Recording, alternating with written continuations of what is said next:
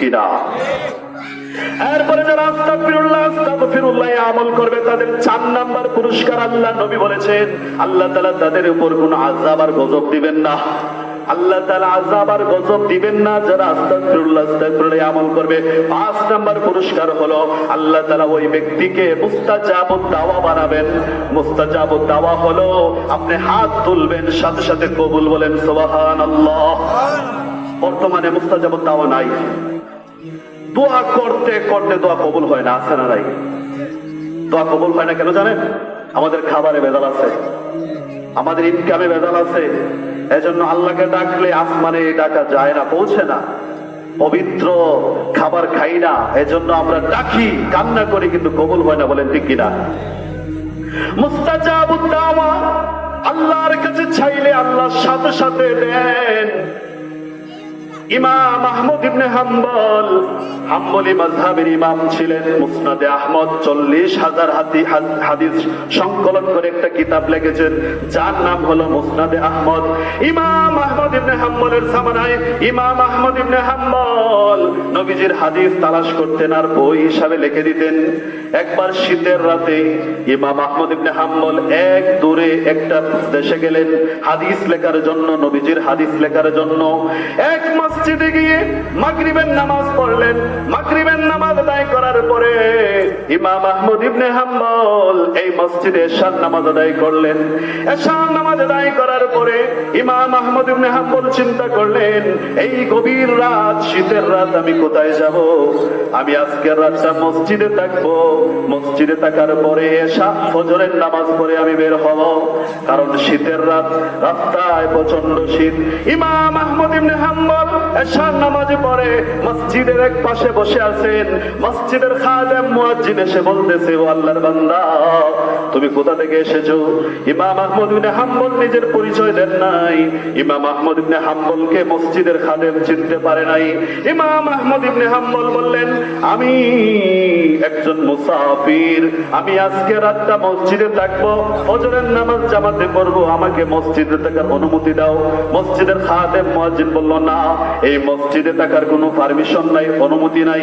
ইমাম আহমদ ইবনে হাম্বল রাতের বেলা, শীতের রাতে বের হয়েছেন, রাতটা আশ্রয় নেওয়ার জন্য বের হয়েছেন। রাস্তা দিয়ে যাওয়ার পরে দেখলেন বাজারের মধ্যে একটা রুটি দোকান আছে। সারা রাত, রাতের বেলা সব দোকানপাট বন্ধ। রাস্তার পাশে একটা যুবক রুটি বানাইতেছে আর বিক্রি করতেছে।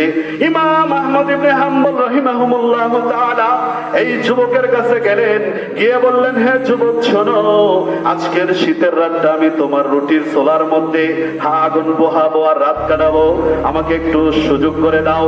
ওই যুবক বলল, ঠিক আছে, আপনি বসেন, কোনো সমস্যা নাই। ইমাম আহমদ ইবনে হাম্বল ওই যুবকের পাশে বসে বসে হাদিস পড়তেছেন।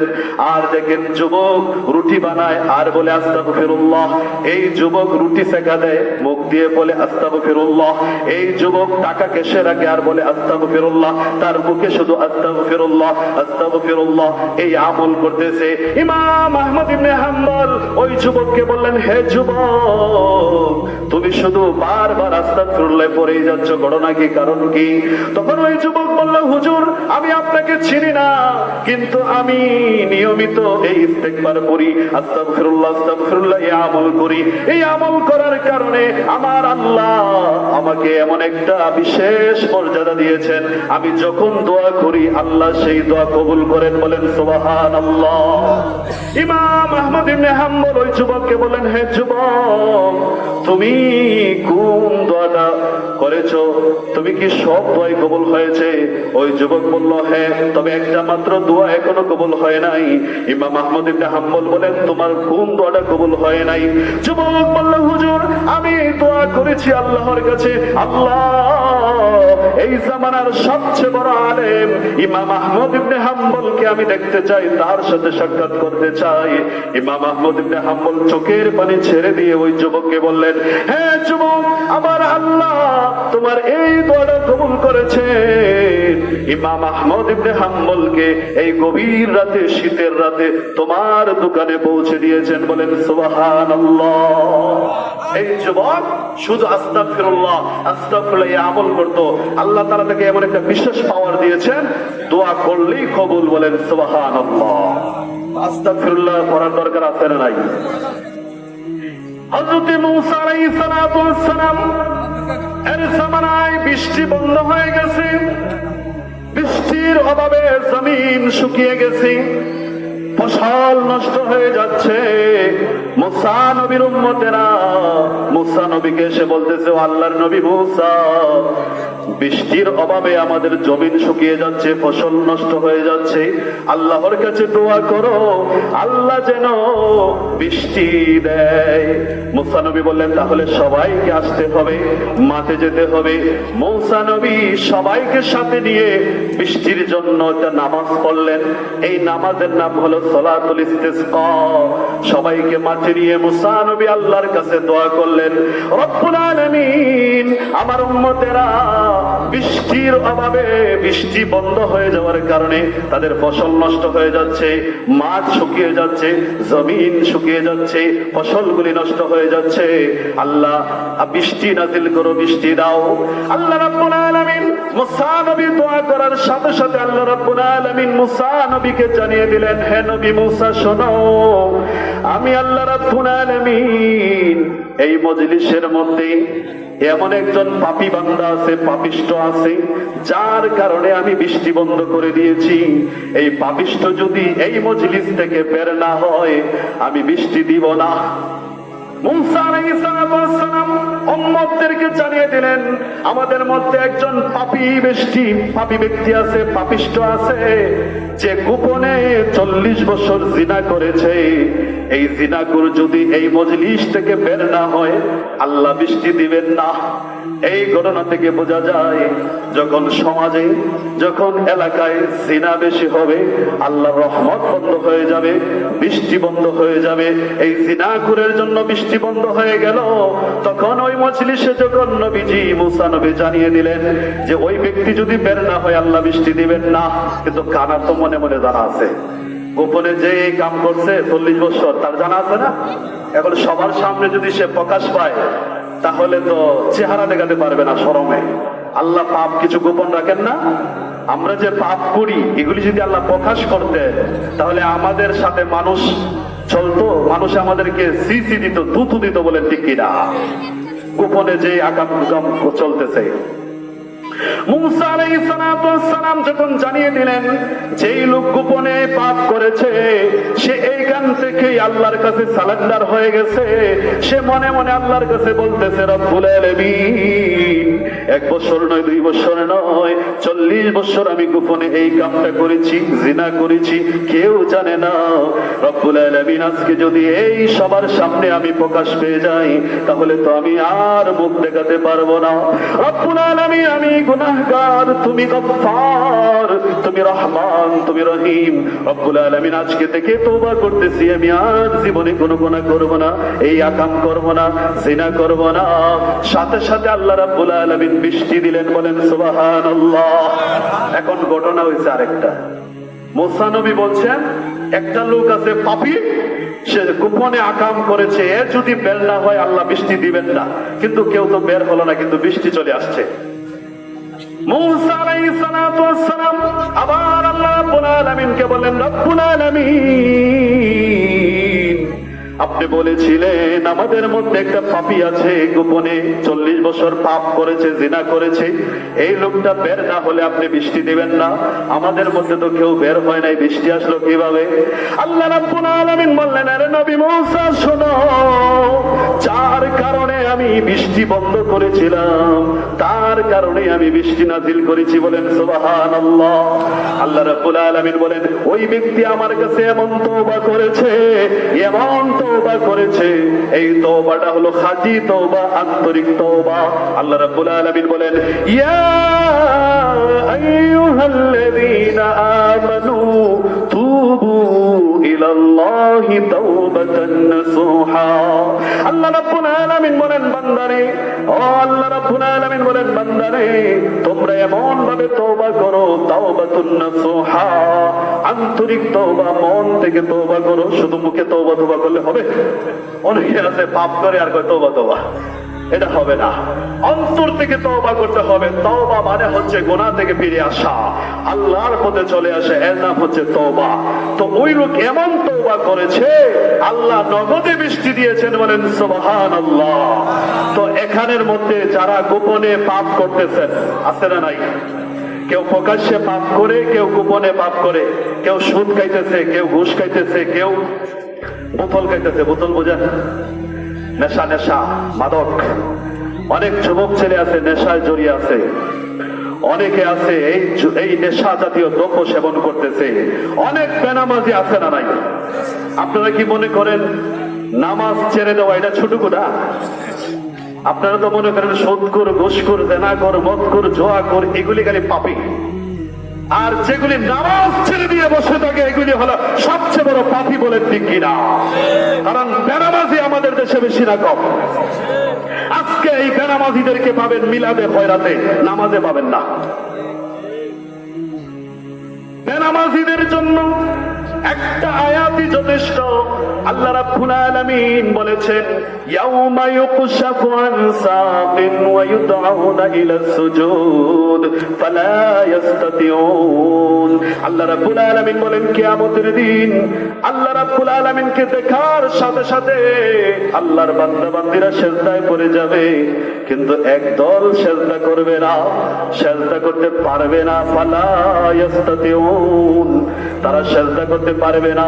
নবীজি বলেছেন তারা হলো ওরা যারা দুনিয়াতে আল্লাহকে সিজদা দেয় নাই, 5 বার নামাজ আদায় করে নাই, ওরা আল্লাহকে দেখার সাথে সাথে সিজদা দিতে পারবে না। বেনামাজিরা আল্লাহকে সিজদা দুনিয়াতেও দিতে পারবে না, মরার পরেও দিতে পারবে না। বলে ঠিক কিনা? তো নামাজ পড়া লাগবে কি লাগবে না? আমাদের দেশে তো নামাজের কোনো গুরুত্ব নাই। আমাদের দেশে নেতাও নামাজ পড়ে না, কর্মীও নামাজ পড়ে না। বলেন ঠিক কিনা? যদি নেতা যদি নামাজ পড়তো, কর্মীরাও কিন্তু নামাজে চলে যাইতো। কিন্তু আমাদের দেশে তো সব উল্টা।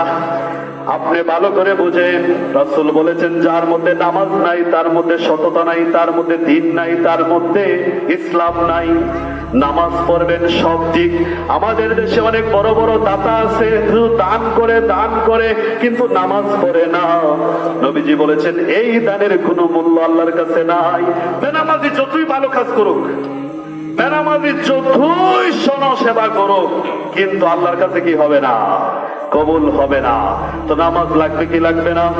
এই জন্য যারা আস্তাগফিরুল্লাহ আস্তাগফিরুল্লাহ আমল করবে, আল্লাহ তাদেরকে 5টা পুরস্কার দিবেন, আর আল্লাহ তার জীবনের গুনাহগুলি মাফ করে দিবেন।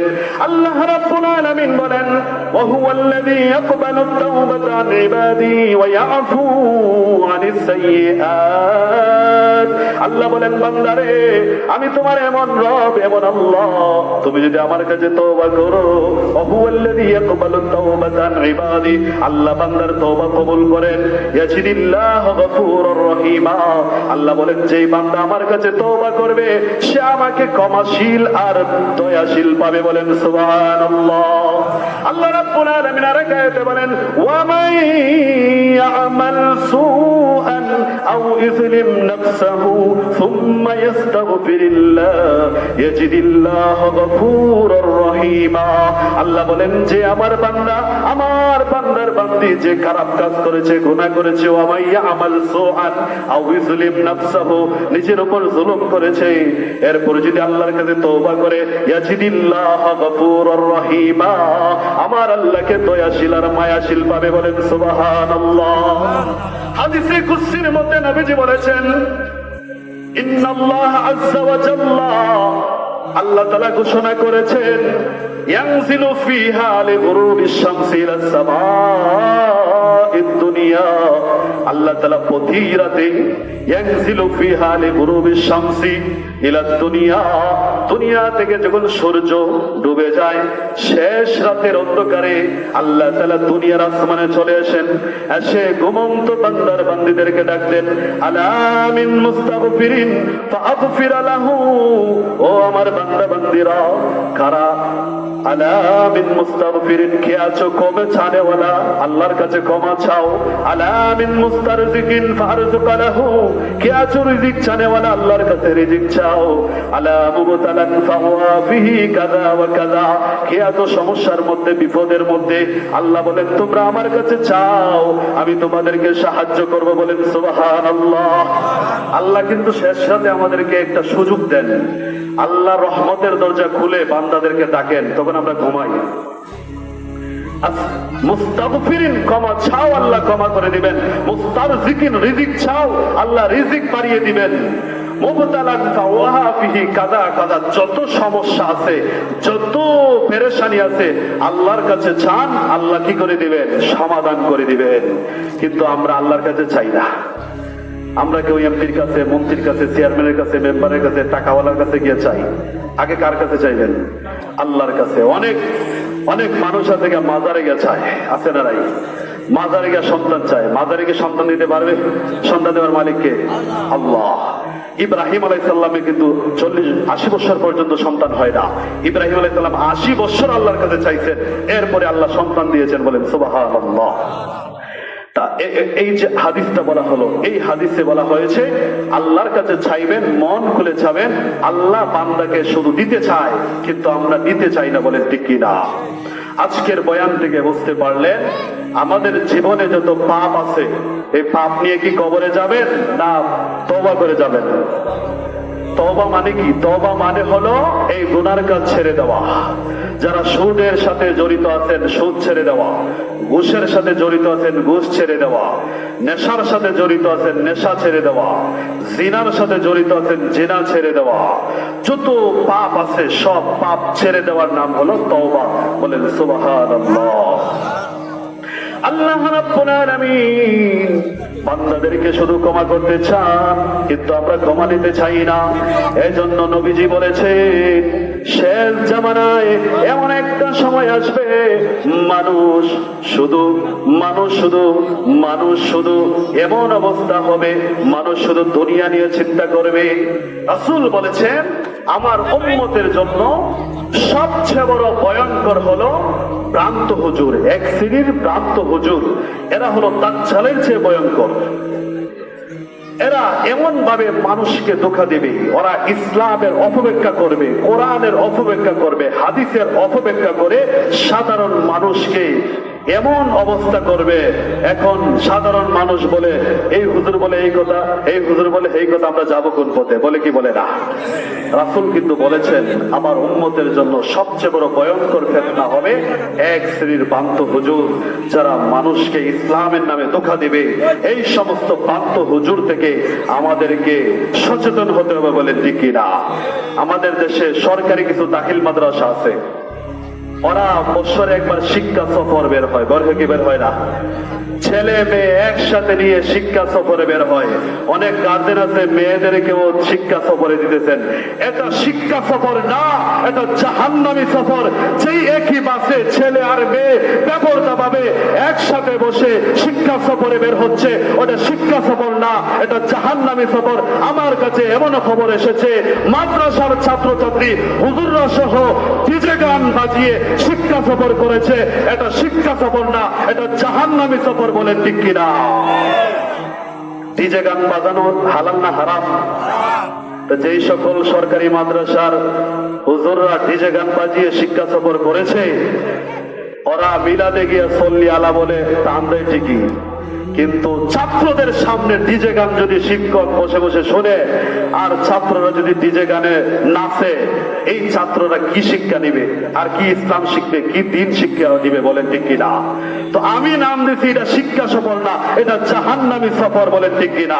সেখানে ছেলে মেয়ে একসাথে একই বাসে বসে ডিজে গান বাজিয়ে শিক্ষা সফরের নামে বের হয়, এটা শিক্ষা সফর না, এটা জাহান্নামী সফর। বলেন ঠিক কিনা? তাহলে সচেতন হবেন না সবাইকে একই বাসে বাড়াবেন? আল্লাহ তাআলা যেন আমাদেরকে বুঝার তৌফিক দান করেন, আল্লাহ যেন আমাদেরকে হেদায়েত দান করেন। আমরা সকলে বলি আমিন। আমার আলোচনা লম্বা করব না, আমার অল্প সময় বয়ানে হয় না, কিন্তু হযরত বসে আছেন, এজন্য হযরতকে এখনই দিতে হবে। যা কিছু বলছি আল্লাহর জন্য বলেছি। ওয়া মা আলাইনা ইল্লাল বালাগুল মুবিন। আল্লাহর কথা বলবো, স্পষ্ট ভাবে বলবো, আপনারা মানবেন, আপনাদের দুনিয়াও সফলতা, আখিরাতেও সফলতা। মানবেন না, আমার কোনো ক্ষতি হবে না। আমি শুধু বলে গেলাম, আল্লাহ যেন সবাইকে মানার তৌফিক দান করেন। আমরা সকলে বলে আমিন।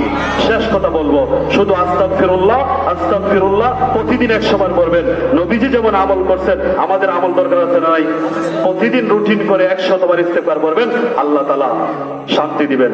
আমিন। ওয়া মা আলাইনা ইল্লাল বালাগুল মুবিন।